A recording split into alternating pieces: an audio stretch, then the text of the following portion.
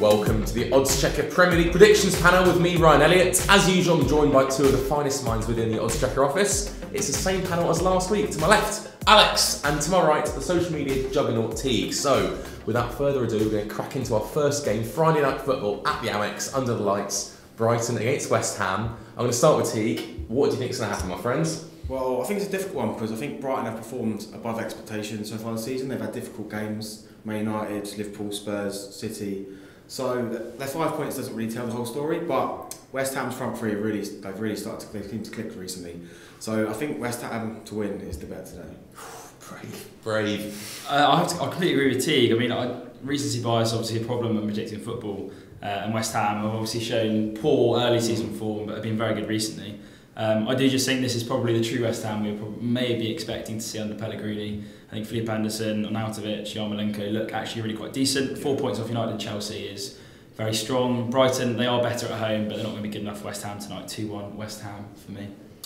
Incredible. So 2 West Ham wins. So West Ham are 19-10 to win at the Amex, which means if you put a fiver on that, you'll lose a fiver. I'm going to go for a Brighton win at home. I'm going to go for 3-1. People do forget how good Brighton are at the Amex due to their tough start, and it's going to be a home walkover, what can I say? Second up, we've got a cracker. Burnley versus Huddersfield, the bottom of the table clash at Turf Moor. Alex, how do you see this one going? Huddersfield will definitely score. They scored in their last 3 away games, but I think Burnley will win. 2 good results for them, coming off the back of a rickety start. Again, I think variants will play out. Burnley will start to see the true version of Burnley now, and they'll win 2-1. Huddersfield will go down, and they are a bad team. I don't see Huddersfield scoring. I think Joe Hart's revitalised at Burnley. I can't believe it. I thought he was over and out, but he's come back, and I can't see this being a classic. I think 1-0 Burnley. I'm leaning towards 1-0 Burnley as well. I know Huddersfield have scored 3 consecutive away games. However, they're the only 3 goals they've scored all season. I'm sure a lot you know by now. The top scorer at the John Smith Stadium since Huddersfield promoted is Own goal, wasn't it? Harry Kane with 4 goals. Wow. Yeah. That says it all. Huddersfield won't keep scoring away from home. Their run will end. I think it'll be 2-0 or 3-0 Burnley. We all know about their last home game. They beat Bournemouth, a strong Bournemouth side, 4-0 at Turf Moor. It won't be quite like that. Burnley were a little bit lucky, but Huddersfield are a far, far worse side than Cherries. Crystal Palace welcome a resurgent, strong, exciting Wolves side to Selhurst Park. Wolves surely now gunning for a top half finish, Alex. How do you see this one panning out? I think they'd be very disappointed not to finish in the top half, maybe even disappointed not to maybe even take 7th. They're unbeaten in 5, including versus the team Manchester clubs. Palace basically totally reliant on Zaha. I think Bournemouth, Jody, if you keep Zaha quiet, you pretty much keep Palace quiet. And yeah, Wolves win this 1-0. They're very, very good at the back. Yeah, very strong. 17-10, Wolves win away from home at Selhurst Park.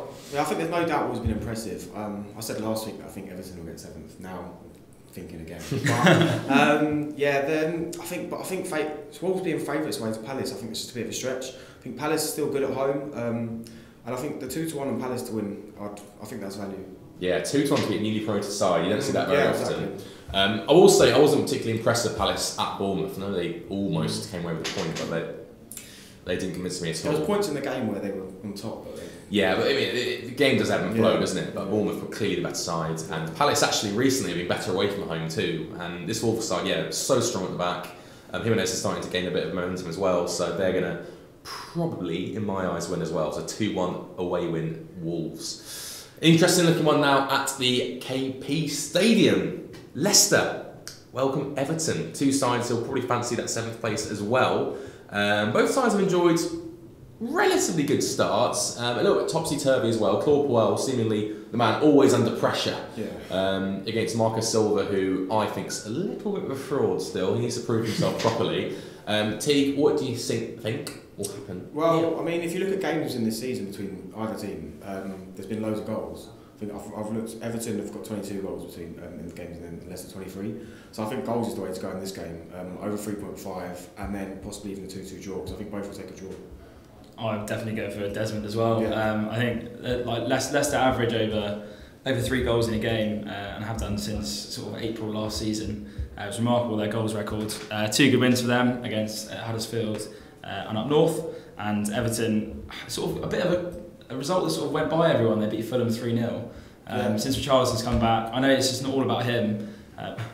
But it actually really has sort of changed sort of the way they play, and it really gives them that outlet. Sort of unconvinced by both of them. I think it'll be a good game, goals 2-2. Vardy's back obviously as well for scoring. Yes, exactly. There's a big asset for them. 14-1 for a 2-2 draw with our most valuable bet here on Oddschecker, so it might be worth looking at. I'm going for a Desmond 2 actually. Desmond 2-2. Who knows what's going to happen? It's one of these sort of classic upper mid-table matches where two teams who like to attack. We maybe not on the pool that much, but who knows? It's an exciting one. Now off to Wembley, where Tottenham, slightly given a less than football by Barcelona in the week, welcome an equally impressive side in Cardiff City. Probably Neil Warnock's last ever chance to play at Wembley. You'd probably suspect. You'd hope so. Well, I'm not going to associate with those views. I hope he does get to Wembley again. Cardiff, they have lost a lot of games this season, 5 in a row now. Is it a home win? Is it a walkover? I think so. I think it's Harry Kane has just found a bit of form again, found a bit of rhythm, and he'll be licking his lips. And I think he'll be disappointed not to get at least 2 goals. Final score? Final score, 3-0. I was going to say 3-0 as well. I mean, Tottenham struggled at the start of last season at Wembley, and they seem to really kick that Wembley curse now, which is good because they've been there every year. Cardiff, I can't really say how bad they are. I mean, conceded 4 against Chelsea, 5 against City, 3 against Arsenal. I think Spurs are about the same level as Arsenal. I think they'll lose 3-0. But really, really comfortable. 7-1 if you fancy 3-0. I think that might be quite a good bet for this weekend for sure.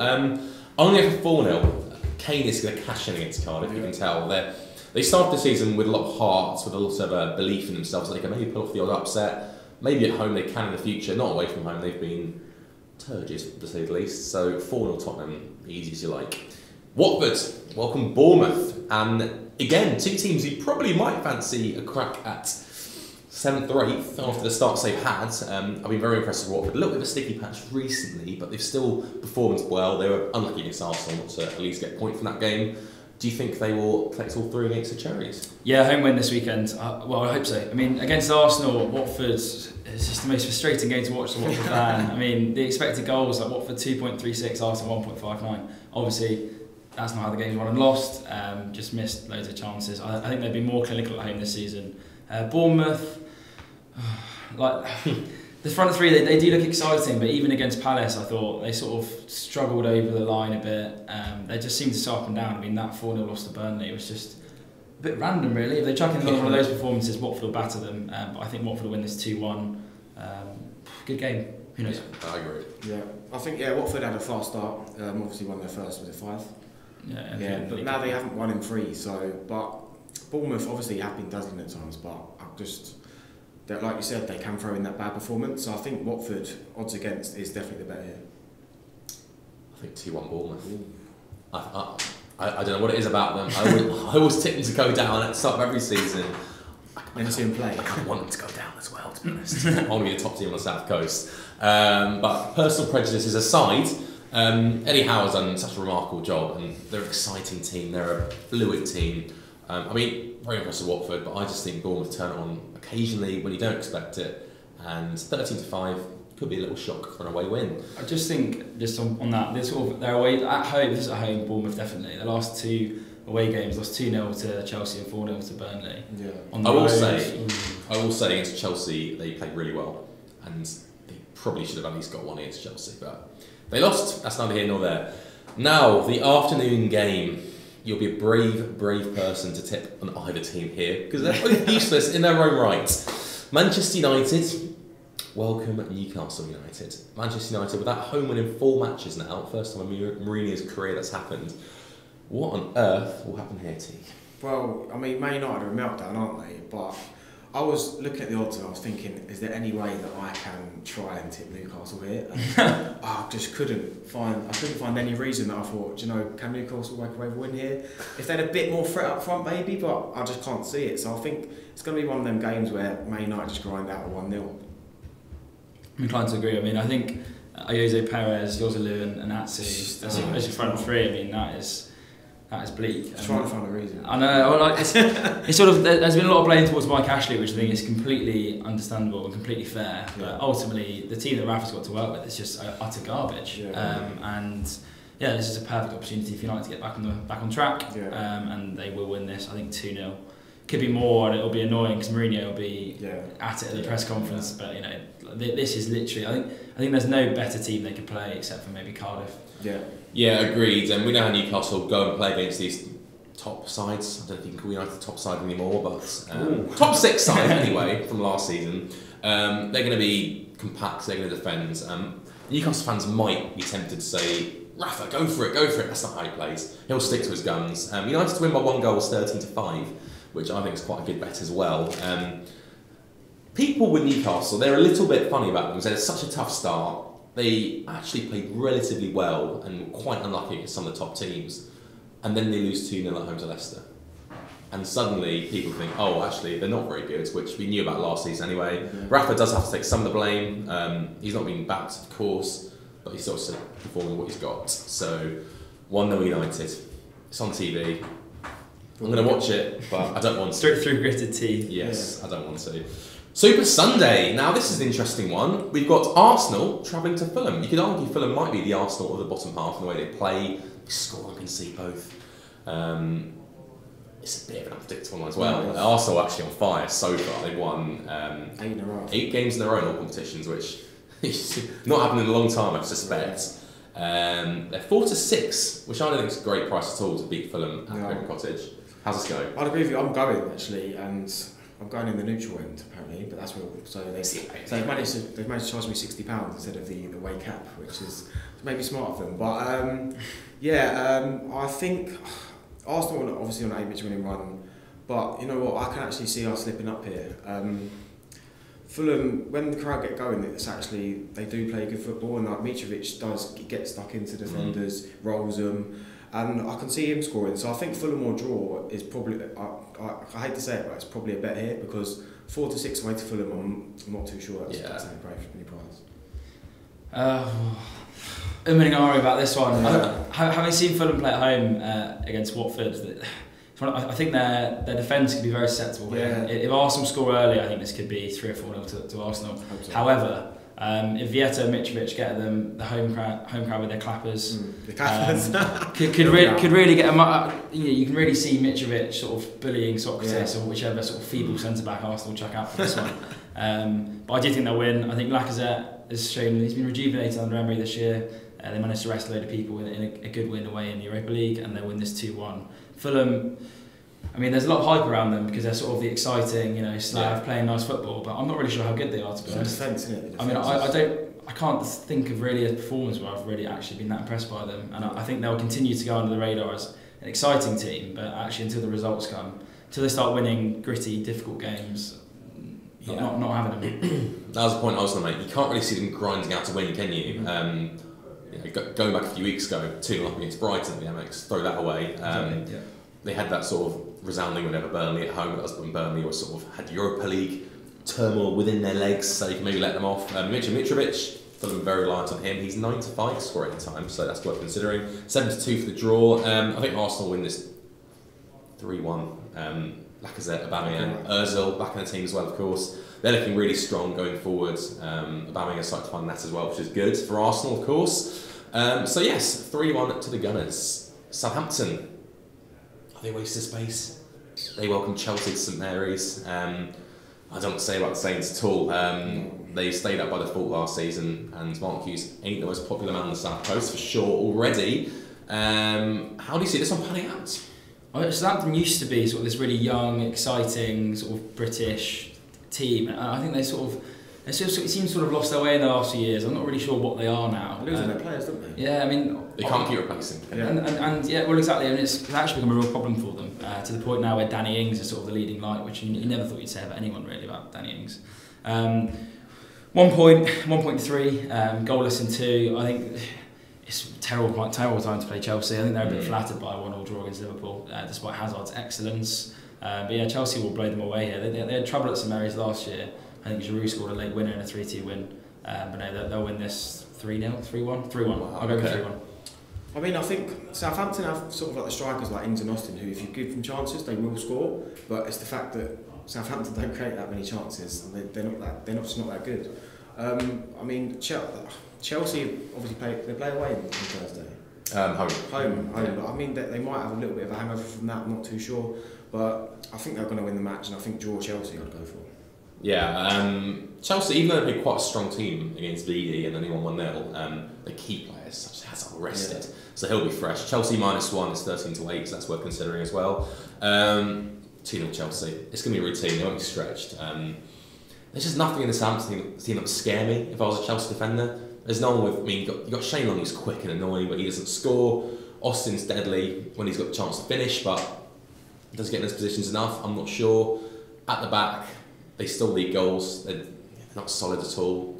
They're beaten handsomely by Wolves at Molineux, and Chelsea are a better team than Wolves. I know Southampton at home, but it's not going to matter. They're going to lose 2 now. I was also impressed by Kepa against Liverpool. Yes. I thought he kept them in the game, and if he does turn out to be sort of live up to his most expensive keeper billing, then that will really solve problems for them. And I think that could be a very shrewd replacement for Courtois. In fact, that's sort of what you need in a title-winning team, and maybe they might sneak under the radar. Yeah, absolutely. He made a brilliant saving to BD as well, which is worth seeing, and his distribution is really good, better than Cortez by a mile.